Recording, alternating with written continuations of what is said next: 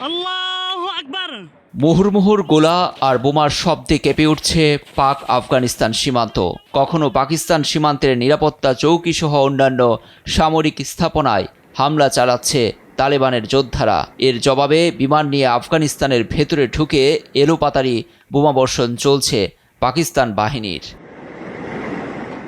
শনিবার ভোরে তালেবানের জেউবা সেক্টরের আফগান গলফ ও ডেল্টা পোস্ট সহ কয়েকটি স্থাপনা গুঁড়িয়ে দেওয়ার দাবি করেছে পাকিস্তান। শত্রুপক্ষ পালিয়ে যাওয়ায় পরিত্যক্ত ঘাঁটি এখন পাক সেনাদের দখলে। সংখ্যাতে বাড়ছে প্রাণহানি। এখন পর্যন্ত দুদেশের ৩ শতাধিক যোদ্ধা নিহত হয়েছেন।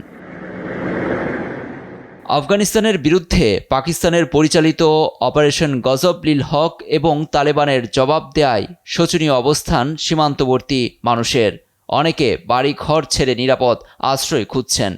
পাল্লা দিয়ে বাড়ছে ক্ষয়ক্ষতিও। তালেবানের পক্ষ থেকে সংঘাত বন্ধের আহ্বান এলেও পাকিস্তানের প্রধানমন্ত্রীর অভিযোগ, জঙ্গিদের আশ্রয় দিয়ে কাবুল দোহা চুক্তি লঙ্ঘন করেছে। এ লড়াই নিয়ে ওয়াশিংটন ডিসিতে মার্কিন প্রেসিডেন্ট ডোনাল্ড ট্রাম্পকে গণমাধ্যম কর্মীরা প্রশ্ন ছুড়ে বলেন, পাকিস্তানের পক্ষ নেবে কিনা যুক্তরাষ্ট্র।